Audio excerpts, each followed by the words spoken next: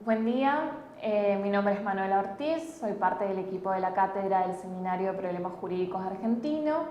Conmigo en esta oportunidad vamos a desarrollar los puntos más importantes de la unidad número 6 que refiere al análisis de los fallos. Como pueden ver ustedes en pantalla, esta unidad cuenta con los siguientes ítems: análisis, estructura de la sentencia, encabezado, resultandos, considerandos, parte dispositiva, parte resolutiva, estudio de casos. Y 3 fallos rectores en relación a consumidores, usuarios de servicios y en materia de adolescencia, niñez y familia. En esta oportunidad voy a desarrollar el primer punto de la unidad, porque los fallos rectores en estas 3 ítems que fuimos lo que desarrollamos durante el seminario, ustedes lo van a encontrar en el manual del alumno totalmente desarrollado con lo que dijo el Procurador General, lo que dijo la Corte, el voto de la mayoría, de la minoría, entre otras cosas. Entonces, puntualmente en este espacio vamos a desarrollar el punto 1 de la unidad número 6. Nociones básicas. El sistema jurídico argentino pertenece a la tradición del derecho continental en contraposición a la tradición del derecho anglosajón o common law. La diferencia fundamental entre ambos sistemas consiste en la función que se atribuye a las sentencias judiciales y, por lo tanto, el rol de los jueces como fuente de derecho.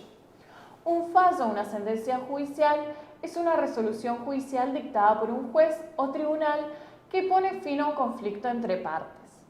En palabras simples, el fallo o sentencia reconoce el derecho o da la razón a una de las partes, obligando a la otra a reconocer tal situación y a cumplir lo que la sentencia ordena. El derecho anglosajón se caracteriza por el análisis de las decisiones judiciales, siendo la base angular de esta tradición los precedentes judiciales. En efecto, las sentencias judiciales son vinculantes para las futuras decisiones de los tribunales de inferior jerarquía en cualquier nuevo caso donde los supuestos fácticos sean similares. Sin perjuicio de su importancia secundaria en tanto fuente del derecho en el sistema continental, la jurisprudencia cumple un rol fundamental como elemento de persuasión. Una posición jurídica que sea sustentada con la posición mayoritaria de la jurisprudencia siempre tendrá mayor poder de convencimiento que la que carece de dicho apoyo.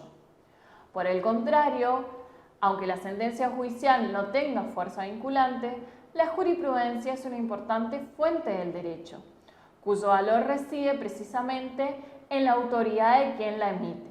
Así, los argumentos basados en la autoridad invocan el prestigio de quien sostuvo determinada opinión. Así pues, la jurisprudencia desempeña un poderoso rol de convicción respecto de los propios jueces, tanto por la bondad de los argumentos que comprende como por la especial estructura del sistema judicial, toda vez que la jerarquía de los tribunales termina siendo, un factor que potencia la influencia de las decisiones de los tribunales superiores, al ser ellos quienes controlan el correcto desempeño de los jueces inferiores.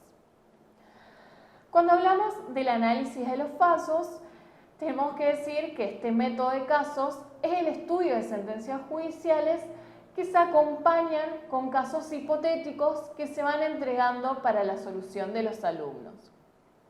Por supuesto que cuando hablamos del análisis de los fallos, desde la cátedra no pretendemos que el alumno aprenda de memoria lo que dijo el procurador, ni que aprenda de memoria los votos de la mayoría ni de la minoría, sino que puedan razonar el derecho a partir del estudio de un caso, de una sentencia judicial.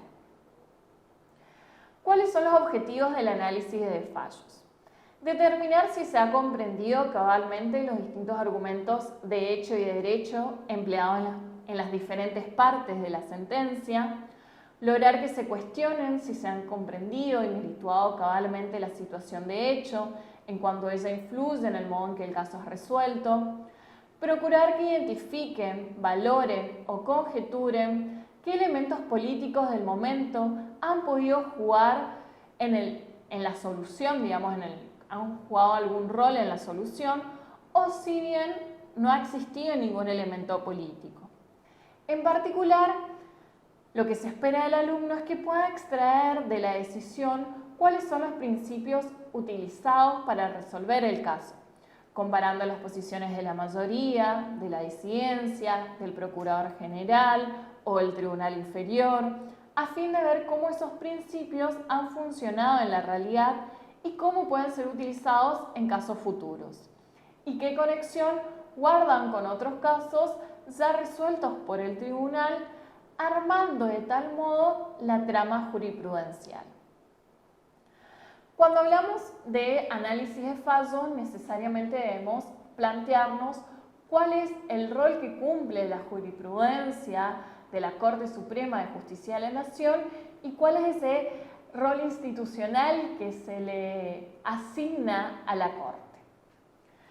La Corte Suprema de Justicia de la Nación es el único órgano creado por la Constitución Nacional como parte y cabeza del Poder Judicial de la Nación.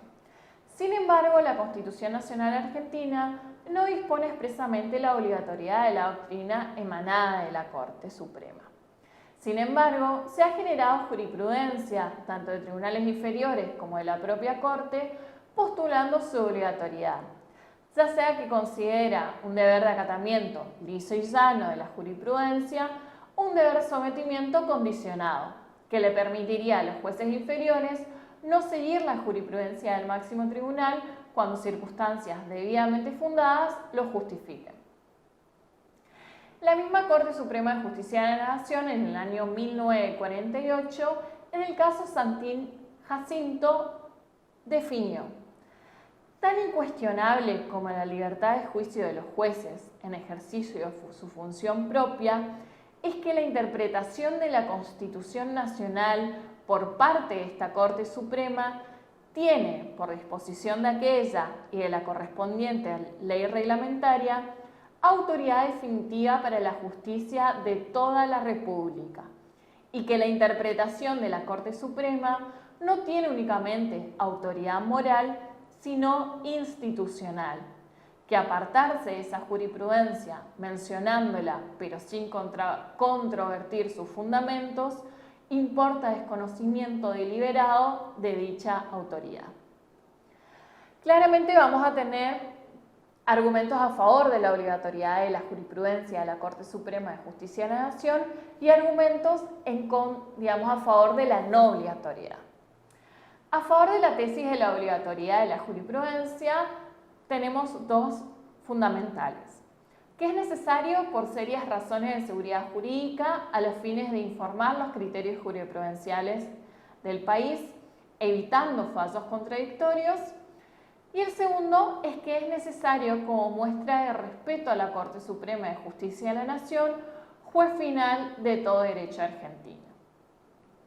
En contrapartida, a favor de la tesis de la no obligatoriedad de la jurisprudencia de la Corte, tenemos dos argumentos. La no obligatoriedad evita la rigidez del derecho judicial y refresca la jurisprudencia de un país, aportando una nota de democratización mayor porque expande el debate jurídico y ofrece diversos argumentos a considerar.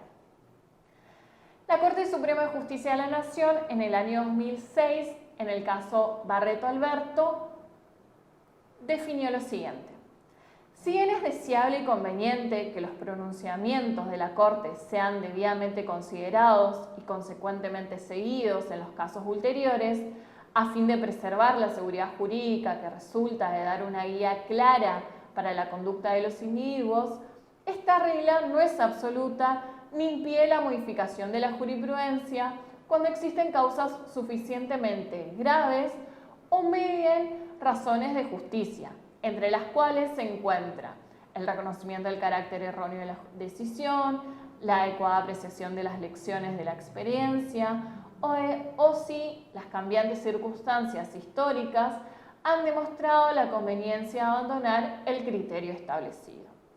podemos observar cómo ha modificado la Corte la definición que hizo en el primer caso con la definición que realiza en el año 2006. Ahora bien, para poder hacer un análisis de los fallos y para poder trabajar en concreto la jurisprudencia de la Corte, debemos saber cómo se estructura una sentencia.